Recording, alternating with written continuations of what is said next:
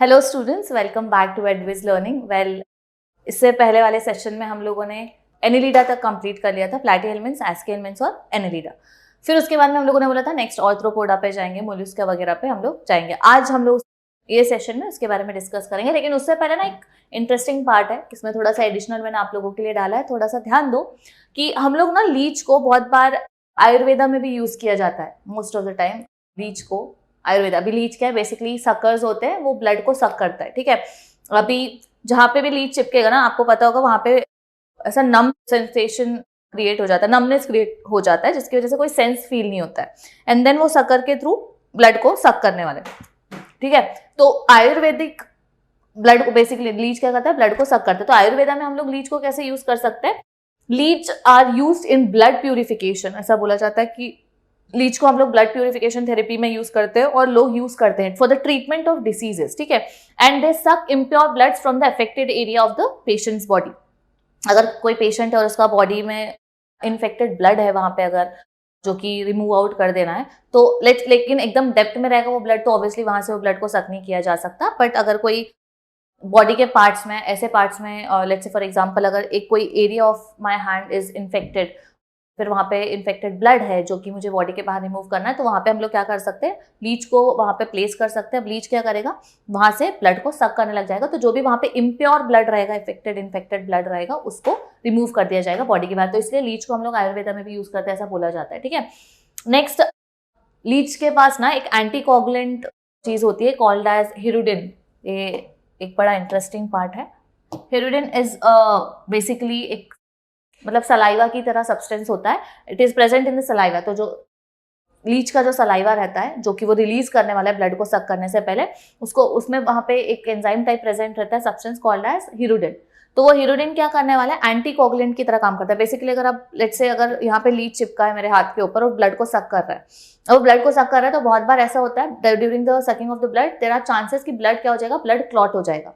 Blood clotting नहीं होना चाहिए, इसलिए उसके सलाइवा में हिरुडिन प्रेजेंट रहता है, जो कि क्या करने वाला है, ब्लड को कोगुलेट होने नहीं देगा। जैसे अपने अंदर हिप्यूरिन प्रेजेंट होता है ना, तो हिप्यूरिन क्या करता है, एंटीकोगुलेंट की तरह काम करता है हमारे ब्लड के अंदर। वैसे ही इसके पास लीच के सलाइवा में एक सब्सटेंस प्रेजेंट होता है जो कि हिरुडिन हम लोग बोलते हैं, एंड ये क्या करने वाला है, एंटीकोगुलेंट की तरह काम करेगा। तो जब भी ब्लड सक करने वाला है लीच, वो ब्लड को जमने नहीं देगा, ब्लड को कोगुलेट होने नहीं देगा। इट इनिबिट्स द कोगुलेशन, मतलब ब्लड को रेसिस्ट कोगुलेट होने नहीं देता, and makes the blood thinner. तो ब्लड को वो थिन भी करेगा और ब्लड को कोगुलेट भी नहीं होने देगा। ब्लड थिन हो जाएगा तो क्या होगा, लीच को सक करने के लिए ब्लड इजी जाएगा। ठीक है, this allow free blood to flow through the veins and dissolve the clot found in the vessels. अगर वेसल्स में कोई भी क्लॉटिंग वगैरह रहेगा तो वो भी क्या करता है, डिसॉल्व करने लग जाता है, और फिर वो इजीली ब्लड को सक कर सकता है। तो इम्प्योर ब्लड को रिमूव कर दिया जा सकता है with the help of leech. तो लीच को आयुर्वेदा फील्ड में या फिर इम्प्योर ब्लड को रिमूव करने के लिए भी यूज किया जाता है। Next, what is the role of earthworm? तो हम दोनों जो भी हमने लीच देखा है या फिर हम लोग अर्थवर्म की बात करें, दोनों कौन से फाइलम को बिलोंग कर रहे हैं, एनिलिडा को। तो इसमें एनिलिडा में एक तो हम लोगों ने पढ़ लिया लीच कैसे यूज होता है। वैसे अगर मैं अर्थवर्म की बात करूंगी तो अर्थवर्म के भी देयर आर यूजेस जो कि हम लोग यूज कर सकते हैं अर्थवर्म को। तो बेसिकली अर्थवर्म एग्रीकल्चर फील्ड में यूज होता है। आप लोगों ने 10th स्टैंडर्ड में भी सीखा होगा, 9th स्टैंडर्ड में भी सीखा होगा। I think probably 9th standard में there is this topic vermicompost का, है ना। वर्मी कंपोस्ट में बेसिकली वर्मी मतलब होता है वॉर्म्स। तो अर्थवर्म को लेके हम लोग कंपोस्ट बनाते हैं जो एज अ ऑर्गेनिक फर्टिलाइजर की तरह यूज होता है फील्ड वगैरह में। ठीक है, वही वाले पार्ट की हम लोग बात करेंगे। तो एग्रीकल्चर में हम लोग अर्थवर्म को कैसे यूज कर सकते हैं। What is vermicompost? Vermicompost and role of earthworm in agriculture. Earthworm loosen the soil by burrowing deep inside into it, thus they help to aerate the soil। अगर कोई ऐसी clay soil है, कोई मिट्टी है जमी हुई, अगर आप उसमें प्लांट्स लगाने की बात करोगे तो उसमें प्लांट इजीली लग नहीं सकता। इसलिए देखा होगा आप लोगों ने, जब भी आपको रोज का या कोई भी झाड़ नॉर्मली गार्डनिंग करना रहता है तो हम लोग मेक श्योर कि मिट्टी को हम लोग पहले क्या करते हैं, अलग अलग कर देते हैं, सेपरेट तोड़ देते हैं, देन उसके अंदर हम लोग झाड़ लगाते हैं। क्यों ऐसा?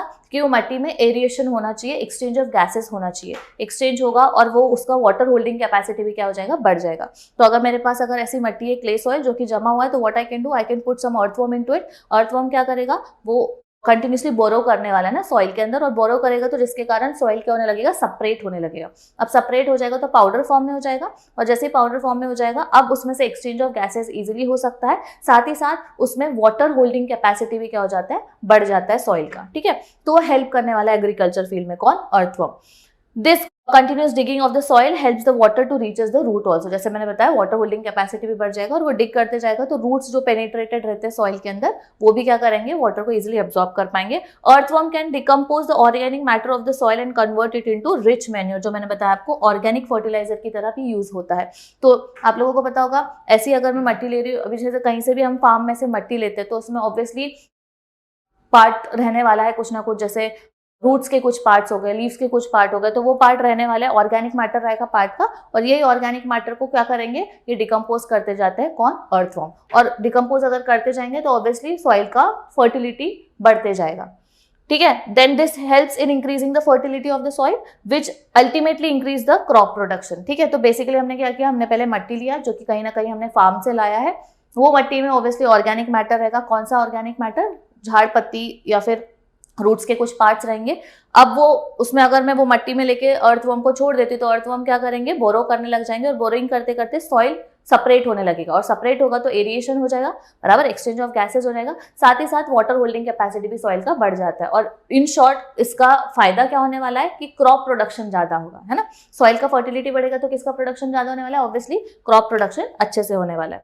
इसी को हम लोग बोलते हैं वर्मी कंपोस्ट। तो बेसिकली वही बताया मैंने कि vermi compost is produced of vermi composting. Vermi composting मतलब अर्थवर्म को लेके हम लोग जो कंपोस्ट बनाते हैं। It is an organic manure, organic है, कोई इसमें केमिकल फर्टिलाइजर वगैरह यूज नहीं हुआ है to produce vermicompost. Vermicast by earthworm feeding on biological waste material of plant and residue. तो प्लांट का जो भी रेजिड्यू बच जाता है या फिर जो भी वेस्ट मटेरियल रहता है, झाड़ पत्ती या फूल वगैरह जो भी, उसको वो फीड करते जाते हैं और फिर सॉइल का फर्टिलिटी उसके हिसाब से बढ़ाते जाते हैं। तो अर्थवर्म एग्रीकल्चर फील्ड में यूज होता है बाय मेकिंग वर्मी कंपोस्ट, जो कि एक ऑर्गेनिक फर्टिलाइजर की तरह काम करता है। वेराज लीच को हम लोग आयुर्वेदिक फील्ड में यूज कर सकते हैं, क्योंकि लीच क्या करता है, ब्लड को सक करता है, और ऐसे एरिया जहाँ पे इम्प्योर ब्लड है, अगर वहां पे मैंने लीच को रिलीज कर दिया तो वो क्या करेगा, ऑब्वियसली वहां का ब्लड सक करने लग जाएगा। तो इन शॉर्ट मेरे अंदर जो इम्प्योर ब्लड था वहां पे वो रिमूव हो जाने वाला है, ठीक है। तो दोनों यूज होते हैं।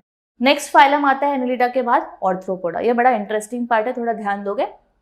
ऑर्थ्रोपोडा अगेन क्यों बोलते हैं, ऑर्थ्रोस का मीनिंग होता है जॉइंट, तो लेकिन किस चीज का जॉइंट्स, पोडास मतलब लेग्स। तो अगर आप, सबसे अच्छा एग्जाम्पल हो गया इसका कॉकरोच। अगर आप कॉकरोच के लेग्स देखोगे, बेसिकली अगर ये कॉकरोच बनाने की कोशिश करते हैं हम लोग, दिस इज, अगर ये कॉकरोच का पार्ट है, ठीक है, तो इसके अगर मैं लेग्स बनाने की कोशिश करूंगी, if I try to make the legs part, तो वो कुछ ऐसे रहते हैं ना,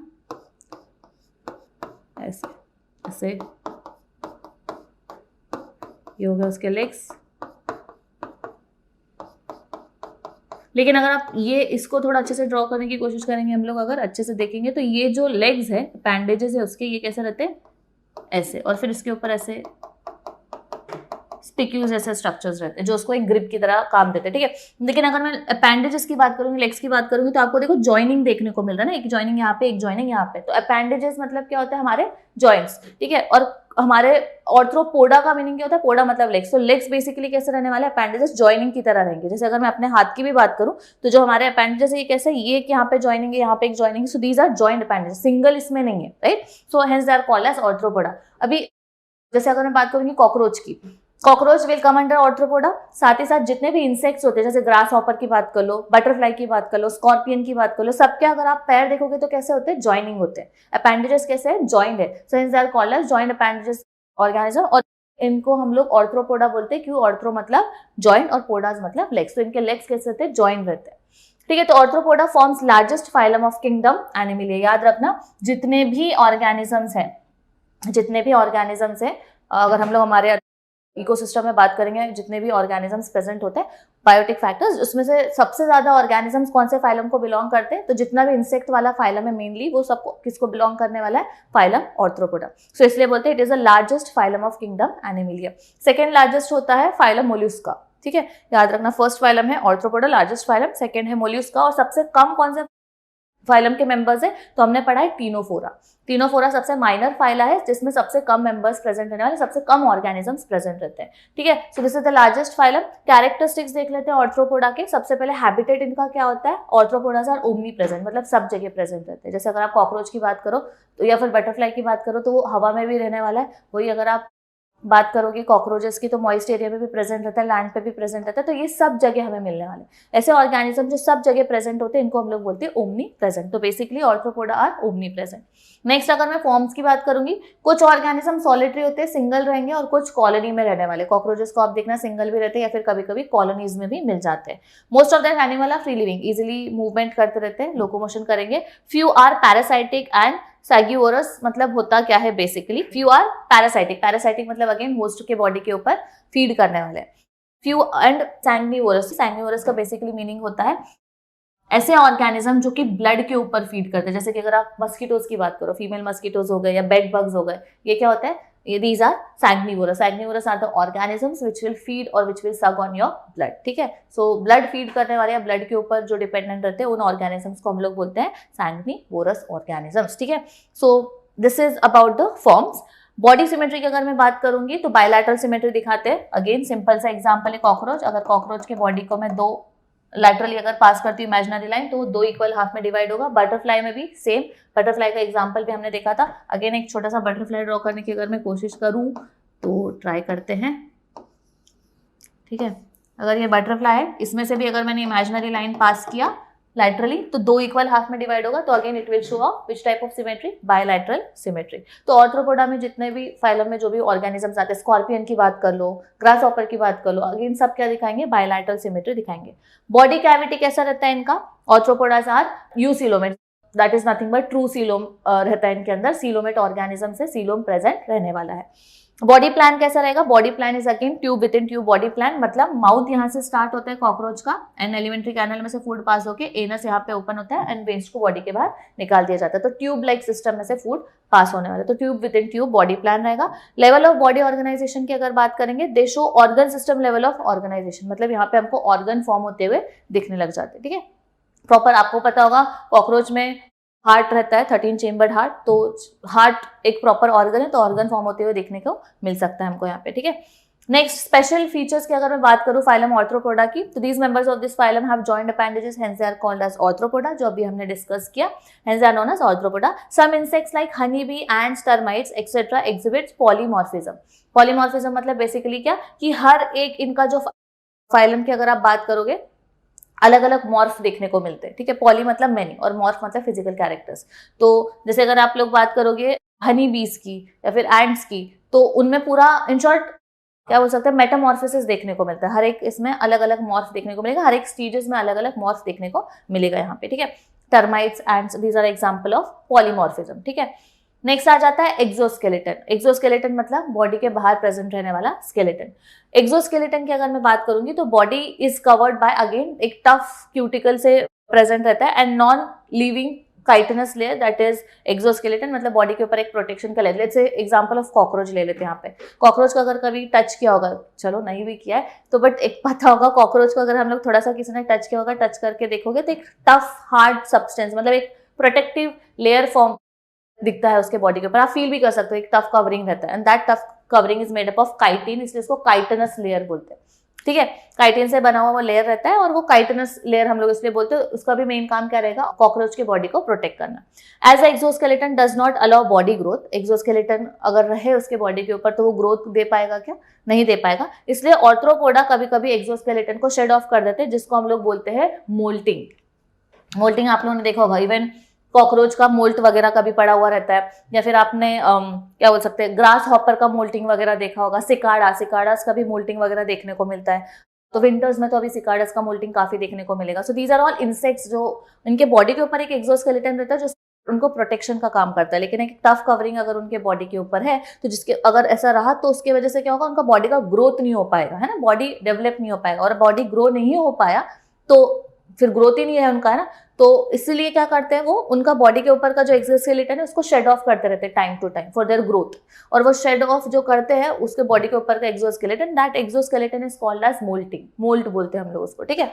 नेक्स्ट बॉडी डिवीजन की अगर मैं बात करूंगी, बॉडी उनका मेनली 3 पार्ट्स में डिवाइड होता है, head, thorax and abdominal part. Head मतलब ऊपर वाला पार्ट, फिर थोरैक्स एंड देन नीचे एब्डोमिनल पार्ट में डिवाइड होता है। सेगमेंटेशंस होते हैं कि उनकी बॉडी के ऊपर, yes, the body show metamerical segmentation, internal and externally body divide रहने वाला इनटू सेगमेंट्स, ठीक है।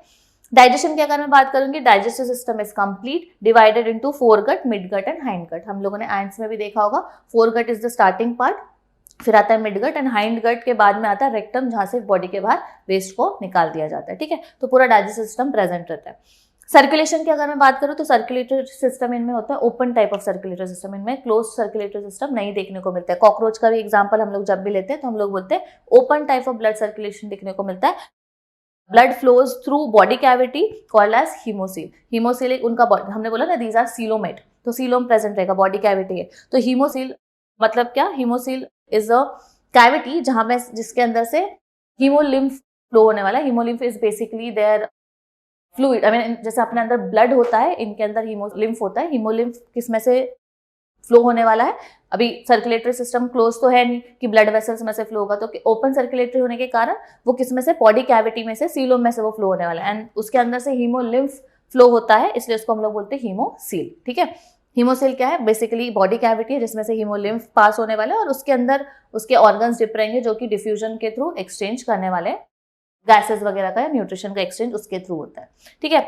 नेक्स्ट रेस्पिरेशन की अगर बात करूं तो respiration occurs through respiratory organ like gills, gills present होते हैं, कुछ ऑर्गन्स, ट्रेकिया प्रेजेंट होता है कुछ ऑर्गेनिजम्स में, बुक लंग्स आपको पता होगा, स्पाइडर्स में बुक लंग्स प्रेजेंट होते हैं और बुक गिल्स वगैरह प्रेजेंट होने वाला। So these are all respiratory organs present in phylum arthropoda. So हमारी तरह लंग्स वगैरह प्रॉपरली डेवलप्ड ऐसे नहीं होते, नोज नॉस्ट्रिल्स वगैरह ऐसा कुछ नहीं होता, but they still have certain organs, respiratory organs which will help them to respire, ठीक है। So this is all about phylum arthropoda respiration तक। इसके बाद में अगर एक्सक्रीशन की भी बात करूंगी तो एक्सक्रीशन किसके थ्रू होता है, excretion takes place through green gland. तो प्रॉन्स सबने खाए होंगे, तो प्रॉन्स के अगर आप हेड रीजन में देखोगे तो ग्रीन जो पार्ट अपन निकाल देते हैं ना खाते समय, सो वो देखना जब भी अगर कोई क्लीन कर रहा होगा प्रॉन्स में तो ग्रीन ग्लैंड प्रेजेंट रहता है। तो basically those are the excretory glands जहां से वेस्ट उनका एलिमिनेट किया जाता है बॉडी के बाहर। और वो ग्रीन कलर का क्योंकि प्रॉन्स एल्गे वगैरह पे फीड करते तो ग्रीन कलर का वेस्ट वहां से दिखने वाला निकलते हुए।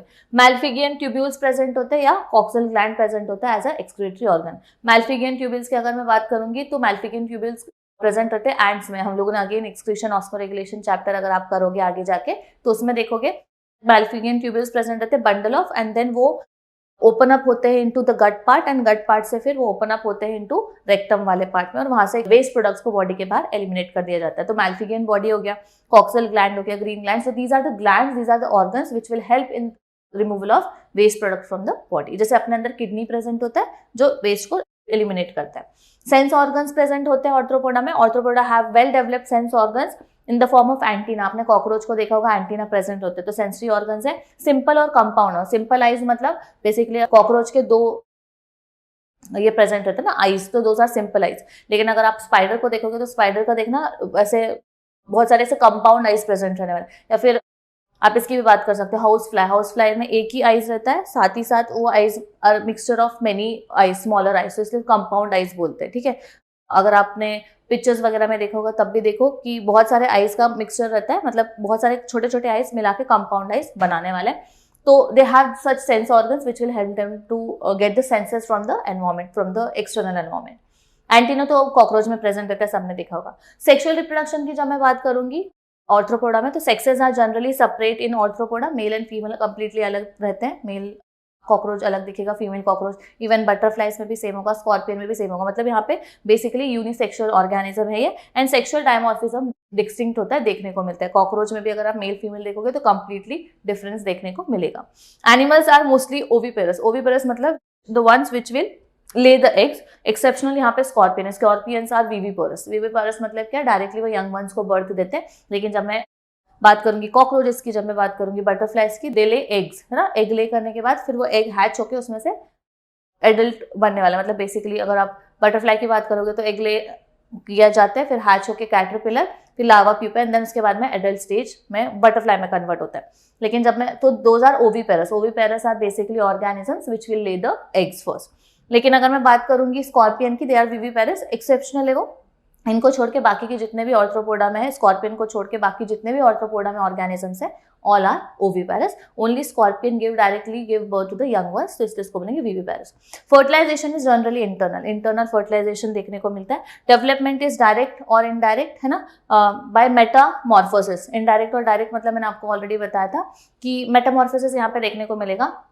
इनडायरेक्ट अगर आप बात करते हो तो यहाँ पे एग मतलब हर एक स्टेज अलग दिखेगा, कंप्लीटली लार्वा कंप्लीटली डिफरेंट दिखता है एडल्ट फॉर्म से, इनडायरेक्ट डेवलपमेंट हम लोग जिसको बोलते हैं। तो अगर आप बात करोगे बटरफ्लाई को दिमाग में रख के सोचो, मेटामॉर्फोसिस मतलब क्या, हर एक स्टेज कंप्लीटली अलग है। जैसे अगर आप एग की बात करोगे, egg is completely different from the caterpillar stage, caterpillar के बाद में लार्वा, फिर प्यूपा जो स्टेज आता है वो कंप्लीटली डिफरेंट है कैटरपिलर से, और जो प्यूपा है उसके बाद में से जो बटरफ्लाई निकलेगा बाहर, वो बटरफ्लाई कंप्लीटली डिफरेंट रहेगा कैटरपिलर से। तो हर एक स्टेज कैसा है, अलग अलग है, and that different drastic change from one stage to another is called as metamorphosis. तो ये मेटामॉर्फोसिस हमको देखने को मिलते हैं ऑर्थ्रोपोडा में। In some arthropodas like honeybees, bugs, etc., the offsprings are produced by parthenogenesis. ये बड़ा इंटरेस्टिंग पार्ट है। हनीबीज या बग्स की मैं बात करूंगी, which are example of Arthropoda. इनमें हम लोगों को ऑफस्प्रिंग जो प्रोड्यूस होते हैं, ऑफस्प्रिंग जो बनते हैं, मतलब the young ones which are form are produced by parthenogenesis. Parthenogenesis is basically a sexual type of reproduction जहां पे female doesn't need male gamete for the reproduction, मतलब बेसिकली ओवम को स्पर्म्स की जरूरत नहीं है रिप्रोडक्शन करवाने के लिए। वैसे ही यंग वंस फॉर्म होते हैं, मतलब नेक्स्ट न्यू ऑर्गेनिजम्स फॉर्म हो सकते हैं even without the male gamete. So that process is called as parthenogenesis, जहाँ पे again asexual type of reproduction है, क्योंकि सेक्सुअल में दोनों गैमेट्स की जरूरत पड़ेगी। यहाँ पे असेक्सुअल है मतलब सिंगल गैमेट से भी ऑर्गेनिज्म फॉर्म हो सकता है। तो यहाँ पे पार्थेनोजेनेसिस हम लोगों को हनी बीज और बग्स में देखने को मिलता है, ठीक है। That is the special character. Examples जितने भी एंट्स वगैरह या फिर जितने भी इंसेक्ट्स वगैरह के नाम आते हैं सब लिख देना है। जैसे बग्स हो गए, ग्रास हॉपर, या फिर जो भी प्रॉन्स हो गया, क्रैब हो गया, स्कॉर्पियन हो गया, कॉकरोच हो गया, butterfly, all these are examples of crabs, these are examples of Arthropoda. देखो क्रैब्स में भी हम लोगों को ऑर्थ्रोपोडा की बोला है क्योंकि जॉइंट अपेंडेज, जैसे mosquito will also be an example of Arthropoda. Ends again I hope इतना ऑर्थ्रोपोडा का बड़ा सिंपल क्लियर है। ऑर्थ्रो मतलब याद रखना है, ऑर्थ्रो मतलब जॉइंट और पोडा मतलब लेग्स, ठीक है। आगे बढ़ते हैं। नेक्स्ट फाइलम आता है फाइलम मोल्यूस्का। अभी मोल्यूस्का का मीनिंग होता है सॉफ्ट, मोलस भी बोलते हैं हम लोग उसको। मोल्यूस्का मतलब बेसिकली मोलस, मोलस मतलब सॉफ्ट एंड स्लाइमी जिसका बॉडी रहता है, ठीक है। कैरेक्टरिस्टिक्स अगर मैं मोल्यूस्का की बात करूं तो होने क्या वाला है, हैबिटेट तो पहली बात कैसा है, दे आर एक्वेटिक और seen in marshy places, few of them are terrestrial. कुछ लैंड पे देखने को मिलते हैं, लेकिन अगर आप ज्यादातर बात करोगे तो यार एक्वेटिक पानी में देखने को मिलेंगे, मार्शी प्लेसेस में, मार्शी एरियाज में देखने को मिल सकते हैं, ठीक है। किसकी बात कर रहे हैं हम लोग, मोल्यूस्का फाइलम की। एग्जांपल्स देखेंगे तो और आपको क्लिक होने वाला है। तो they are aquatic, find in marshy places and few can be find on land also, that is terrestrial. Form अगर मैं बात करूँ तो Mollusca are either free living और सेडेंट्री। कुछ मोल्यूस्का सेडेंट्री होते हैं, एक ही जगह पे रहते हैं, अटैच रहते हैं, रस कुछ can easily move from one place to another, ठीक है, फ्री लिविंग है। बॉडी प्लान कैसा रहेगा इनका, दे आर सॉफ्ट बॉडी, इसलिए मैंने बोला ना सॉफ्ट है इसलिए उनको मोल्यूस्का बोलते हैं। तो they are soft body and show tube within tube body plan, that is mouth and anus are completely on the different opposite position, that is posterior, anterior and posterior side पे दोनों अलग अलग position पे present रहेंगे और food पास होने वाला है उसमें से। बॉडी सिमेट्री की अगर मैं बात करूँ, मोल्यूस्का show, most of the mollusca show which type of symmetry, bilateral symmetry, but few are asymmetrical due to torsion. इसका अगर आप बात करोगे मोल्यूस्का तो इसमें स्नेल भी आता है, snail is example, octopus is an example, bivalve is an example. Bivalve की और अगर स्नेल की बात करूँ तो बायलैटरल सिमेट्री देखने को मिलेगा। ऑक्टोपस की बात करूंगी तो वहां पे हम लोगों को सिमेट्री देखने को नहीं मिल सकता है। तो इसलिए कुछ बायलैटरल सिमेट्री दिखाते हैं और कुछ सिमेट्री बायलैटरल सिमेट्री नहीं दिखाते, कुछ आर असिमेट्रिकल। बॉडी डिवीजन की अगर मैं बात करूंगी, बॉडी कितने इसमें डिवाइड होता है, बॉडी कंसिस्ट ऑफ हेड वाला पार्ट, उसका स्नेल का अगर आप दिमाग में रखो तो हेड पार्ट होता है, फूट पार्ट होता है the end part, and visceral mass. तो बेसिकली अगर स्नेल की बात करूंगी तो let's say if this is the snail part, तो यहाँ पे उसका हेड प्रेजेंट है अगर, ठीक है, और ये उसका एंड वाला पार्ट हो गया। तो ये हो गया हेड पार्ट, ये हो गया foot part the end part, and then tail part मतलब, और ये वाला होता है विसरल मास जहाँ पे कैल्केरिया शेल से जो बनता है, और जब भी उसको कोई डेंजर फील होने वाला है तो फटाक से स्नेल वो विसरल मास के अंदर चले जाता है, ठीक है, बॉडी को प्रोटेक्ट कर लेता है। So that is the head part starting foot and then the visceral mass part, है ना। Visceral mass is enclosed in thick muscular fold and body called as mantle. So this is basically mantle part. ये इसको हम लोग mantle बोलते हैं, visceral mass वाला part। मतलब visceral mass मतलब basically होता है ये अंदर वाला part जहाँ पे वो अंदर जाके छुप जाने वाला है स्नेल जब भी डेंजर फील होगा। Whereas this whole part is the calcareous shell जिससे वो बनता है is called nothing but the mantle part. Mantle secretes बनता किससे? It is secreted by a calcareous shell, है ना। कैल्केरियस मतलब टफ, एक कवरिंग कैल्शियम से बना हुआ शेल से बना होता है वो, एंड मे बी एक्सटर्नल और इंटरनल और एब्सेंट किसी किसी में। जैसे अगर मैं ऑक्टोपस में बात करूंगी तो एब्सेंट है, एक्सटर्नल अगर आप बाइवॉल्व की बात करते हो तो बाइवॉल्व में कैसे होता है, 2 वॉल्व्स होते हैं ना, तो ऊपर एक और नीचे, तो ये एक्सटर्नल बॉडी में प्रेजेंट रहता है और किसी किसी में इंटरनली भी प्रेजेंट रहता है, तो स्नेल में that is present externally again. So किसी किसी में हम लोगों को देखने को मिलेगा शेल, किसी में देखने को नहीं भी मिल सकता, जैसे ऑक्टोपस में हमें देखने को नहीं मिलेगा कोई भी शेल। तो बेसिकली ये जो मैंटल का काम है ना, ये जो शेल का काम है, इनका काम क्या होता है, प्रोटेक्शन करना। जैसे बाइवॉल्व की अगर आप बात करो जिसमें हमें पर्ल देखने को मिलता है, अंदर तो ऑर्गेनिज्म है ना, तो क्या करके रखता है, प्रोटेक्ट करता है बाइवॉल्व अंदर के ऑर्गेनिज्म को। सेम स्नेल में भी वो मैंटल कैविटी क्या कर रहा है, प्रोटेक्ट कर रहा है ना। जब भी कोई डेंजर फील होगा स्नेल उसके अंदर चले जाएगा। लेकिन ऑक्टोपस में जरूरत है कि उसको नहीं, ऑक्टोपस में तब भी अगर जरूरत पड़ती है, आपने देखा होगा बहुत बार ऑक्टोपस जाके कैमोफ्लैज कर लेते हैं, या फिर हर्मिट, जो बहुत बार ऐसा होता है कि ओशंस में जो रहते हैं वहां पे जो भी शेल्स वगैरह किसी ऑर्गेनिज्म के पड़े रहते हैं, तो ऑक्टोपस उसमें जाके अपने आप को कवर कर लेता है, प्रोटेक्ट कर लेता है। या फिर ऑक्टोपस के पास और एक चीज है, कैमोफ्लैज कर सकता है, या फिर they also have one special type of thing called as ink sac, है ना। तो उसके हेड वाले पार्ट के इधर ना इंक सैक प्रेजेंट रहता है, जो कि helps it to protect. They also have tentacles obviously, but ink sac क्या करने वाला है, इंक सैक के अंदर एक पिगमेंट रहता है, मेलानिन पिगमेंट, ब्लैक कलर का। तो जब भी कोई डेंजर फील होने वाला है, अभी वो वाटर के अंदर रहेगा, तो वो क्या करेगा, इंक सैक में से इंक को रिलीज करेगा, और इंक अगर रिलीज हुआ तो इजिली क्या हो सकता है, पानी होने के कारण वो पानी में मिक्स हो जाएगा, सॉल्युबल है ना, पानी में मिक्स हो जाएगा, और उतने टाइम में जो आजू बाजू का जो प्रीडेटर वगैरह रहेगा उसको पकड़ने आ रहा है, वो क्या कर लेगा, वहां से भाग जाएगा। मतलब octopus can run away from that place and protect itself. So basically वो इंक सैक लोगों को कंफ्यूज करने के लिए, confuse in the sense octopus को बचाने के लिए काम आ सकता है, सो दैट प्रीडेटर थोड़ा कंफ्यूज हो जाए कि अरे क्या हुआ है ना, एंड देन उतने समय में ऑक्टोपस भाग जाता है, देन वो कहीं पे कैमोफ्लेज जाके छुप जाता है। सो ऑक्टोपस को वो शेल वगैरह की जरूरत है नहीं, बट इनको जरूरत है, किसको, स्नेल वगैरह को या बाइवॉल्व को जरूरत पड़ती है, ठीक है। दैट मे बी एक्सटर्नल और internal. Muscular foot is present ventrally, तो डॉर्सल एंड वेंट्रल पार्ट होता है, तो मस्कुलर फुट नीचे के तरफ प्रेजेंट रहने वाला, जो उसको लोकोमोशन के लिए हेल्प करेगा। नेक्स्ट आ जाता है digestive system. Digestive system is well developed, properly developed होता है, and complete with anterior mouth and posterior anus present रहेगा। स्नेल में जैसे बात किया था, यहाँ पे माउथ होता है और वो एक्सक्रीशन करता है एनस पार्ट से, तो पूरा डाइजेस्टिव सिस्टम कंप्लीटली प्रेजेंट है। Buccal cavity has a rasping organ called as radula, helps in the feeding. आपने कभी स्नेल को अगर खाते हुए देखा होगा पत्तों को, तो आप देखोगे उनके माउथ वाले पार्ट में एक ऑर्गन प्रेजेंट होता है जिसको बोलते हैं हम लोग रेड्यूला पार्ट, जो कि बेसिकली पत्ते को तोड़ के खाने के लिए काम आएगा, फीडिंग के लिए काम आता है। Which is provided with transverse rows of teeth, तो वहां पे टीथ प्रेजेंट रहते हैं रेड्यूला पार्ट में, जो कि नॉर्मली हमारे टीथ का काम क्या होता है, च्यूइंग एंड बाइटिंग, सेम इनका भी काम होगा।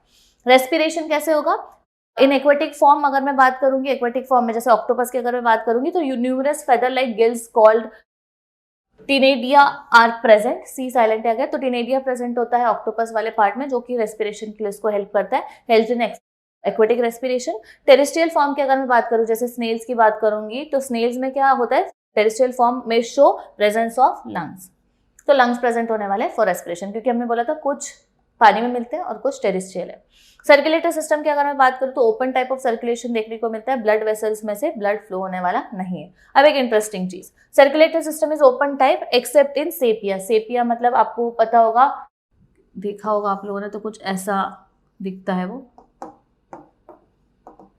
ऐसा, ठीक है। और मतलब इन शॉर्ट खाते भी है सेपिया को, सब लोगों ने देखा होगा, मेनली डेलिकेसी है, गोवा वगैरह में भी खाने को मिल जाता है, and then Sepia is actually edible as well, तो एक्वेटिक ऑर्गेनिज्म है। तो सेपिया की अगर मैं बात करूंगी, तो एक्सेप्ट इन सेपिया, सेपिया में हमको क्लोज टाइप ऑफ सर्कुलेशन देखने को मिलता है, बाकी सर्कुलेटरी सिस्टम ओपन टाइप होता है। एंड देन ब्लड कंटेन्स, अभी ये बड़ा इंटरेस्टिंग पार्ट है, blood contains a copper containing blue coloured respiratory pigment called as haemocyanin, very important. Haemocyanin is, देखो हीमो लिम्फ बोला था तो वो व्हाइट कलर, आपने देखा होगा कॉकरोच का ब्लड व्हाइट और क्रीमिश कलर का होता है, तो इसलिए उसको हीमो लिम्फ बोलते हैं। हमारे अंदर हेमोग्लोबिन होता है, इसलिए हमारा ब्लड रेड होता है। यहाँ पे इनका ब्लड में एक कॉपर का blue, it is a blue blood contains a copper containing blue coloured pigment, जिसकी वजह से अगर आपने देखा होगा, आपने सुना भी होगा कि ऑक्टोपस का ब्लड ब्लू कलर का होता है। तो क्यों होता है, because it has a copper in it, contains copper, the blood contains copper and that blood would be termed as haemocyanin, ठीक है। एक्सक्रीशन किसके थ्रू करने वाले हैं, excretion occurs by kidney like structures also called as organ of Bojanus. Actually kidney present नहीं है वो, लेकिन organ of Bojanus exactly kidney की तरह काम करता है, which helps in the removal of excretory product from the body, ठीक है। नेक्स्ट, सेंस ऑर्गन प्रेजेंट होते हैं क्या इनमें, sense organ such as eyes for vision present है, ऑफ कोर्स देखा होगा आप लोगों ने, स्नेल्स में आईज प्रेजेंट होता है, ऑक्टोपस में आईज प्रेजेंट होता है। Tentacles for the tactile sensation and osphadia for testing purity of water is present. तो basically osphadia are the organs which will help to find the purity of the water, क्योंकि जो पानी के अंदर रहने वाले हैं उनको प्योरिटी अगर पता करना है पानी का तो वो ऑर्गन्स हेल्प करने वाले हैं. whereas टेंटाकल्स प्रेजेंट होते हैं टेक्टाइल सेंसेशन के लिए, टू सेंस आजू बाजू का जो भी सेंसेशन रहेगा. तो इन शॉर्ट वो बेसिकली टेंटाकल्स एंटीना की तरह ही काम करने वाले हैं और आंखें तो प्रेजेंट है as a sense organ. Sexual reproduction कैसे देखने को मिलता है? Sexes are usually separate, male and female अलग अलग रहेंगे, हर्माफ्रोडाइट नहीं है. Animal of this phylum are mostly oviparous, मतलब एग ले करेंगे, है ना. ओ आ गया मतलब देखो ओविपैरस, ओविपैरस में याद कैसे रखोगे, ओ मतलब एग की तरह ना, तो ओविपैरस, और then viviparous is opposite of that, मतलब डायरेक्टली यंग वंस को बर्थ देगा. एंड डेवलप्ड इनटू डायरेक्ट और इनडायरेक्ट. तो development can be direct and indirect also, मतलब लार्वा कंप्लीटली डिफरेंट दिख सकता है एडल्ट से या फिर ऑलमोस्ट उसी की तरह दिखने वाला है. तो डायरेक्ट एंड इनडायरेक्ट. एग्जाम्पल्स हम लोग अगर लेंगे तो इसका एग्जाम्पल होता है pila which is called as apple snail. Shape उसका थोड़ा एप्पल के शेप का होता है, ऊपर वाला मैंटल का, इसलिए एप्पल स्नेल बोलते हैं. Next this is apple snail. I have given the diagram also. So that's apple shape almost, इसलिए उसको apple snail. एग्जाम्पल हो जाएगा bivalve, मतलब आपको पता होगा bivalve मतलब मैंने बताया जो जिसके अंदर पर्ल मिलता है, that is bivalve. Then उसके बाद में octopus can be example, sepia can be example of that again. Then squid, sepia को, हाँ sepia is also called as squid, जो मैंने बोला ना edible होता है. Then example आप octopus, snail वगैरह ये सब लिख सकते हो. So these are all examples of what? Phylum Mollusca. Arthropoda और मोलस्का हम लोगों ने डिस्कस कर लिया है. इसके बाद में इकाइनोडर्मेटा, हेमिकॉर्डेटा, कॉर्डेटा अलग आगे वाले फाइलम में हम लोग डिस्कस करेंगे, आने वाले सेशन में हम लोग डिस्कस करेंगे. ये दो फाइलम ना थोड़े लेंदी है तो थोड़ा अच्छे से ध्यान देना है. स्पेशली फाइलम ऑर्थ्रोपोडा बहुत बार पूछा जाता है एग्जामिनेशन में, so please go and revise the Arthropoda part. ज्यादा कंफ्यूजन है नहीं. मैंने देखो सिंपल सी बात है, what you have to do is you have to remember one example from each of the phylum. So if you just remember that no, उसी के कैरेक्टर्स आप लिख सकते हो इजीली. अगर मुझे पता है कि let's say for example arthropoda में if I am remembering butterfly और may be cockroach, so I definitely know कि दिखने में कैसा दिखने वाला है cockroach, so I can write उसी के characters. So you can write about the antenna, you can write about the tough calcareous, body के बाहर एक काइटिन का लेयर प्रेजेंट होता है. यू कैन ऑल्सो राइट कि लेग्स प्रेजेंट होते हैं, जॉइंट अपेंडेजेस होते हैं, इसलिए ऑर्थ्रोपोडा बोलते हैं. So these are all examples, I mean these are all characteristics that you can write in the this in examination. Also bilateral symmetry दिखाता है, तो एक डायग्राम याद रखोगे ना, सो इजी हो जाएगा आपको उसके कैरेक्टर्स लिखने के लिए. बाकी ट्रिप्लोब्लास्टिक डिप्लोब्लास्टिक तो वो लिखना ही है, ठीक है, लेकिन उसके कैरेक्टर्स ही एक्सप्लेन कर दोगे तो पूरा फाइलम हो जाता है. तो मेक श्योर कि you are remembering at least 1 or 2 examples which will help you to give the points, ना, to write the points as well. तो आज हम लोगों ने कौन सा डिस्कस किया? We have discussed about phylum arthropoda. एक हम लोगों ने इंटरेस्टिंग चीज भी पढ़ी यहाँ पे, आयुर्वेदा में लीच को कैसे यूज कर सकते हैं, एग्रीकल्चर फील्ड में हम लोग अर्थवर्म को कैसे यूज करते हैं. फिर हम लोगों ने कुछ एग्जांपल्स वगैरह देखे, वही मैंने बोला कि थोड़े डायग्राम्स याद रख लो, सब याद हो जाएगा फिर. और फाइलम मोलस्का हम लोगों ने डिस्कस किया. मोलस्का क्यों बोलेंगे कि मोलस मतलब होता है सॉफ्ट एंड स्लाइमी बॉडी. तो अगर मेरे को याद है ऑक्टोपस तो मैं इसके बारे में इजीली लिख सकती हूँ. अगर मुझे याद है स्नेल तो स्नेल का ही पूरा एक्सप्लेनेशन में इजीली यहाँ पे लिख सकती हूँ. So this is all for today. Phylum 2 ही हम लोगों ने डिस्कस किए, ज्यादा नहीं किए क्योंकि थोड़ा लेंथी फाइलम्स है. और उसके बाद में जो आता है दैट इज मोलस्का के बाद जो इकाइनोडर्मेटा फाइलम आता है, हेमिकॉर्डेटा, कॉर्डेटा, ये हम लोग नेक्स्ट सेशन में देखेंगे. आई होप इतना क्लियर है. अगेन मैं बोल रही हूँ फाइलम ऑर्थ्रोपोडा इंपॉर्टेंट है. Please go and refer that one more time. Thank you everyone.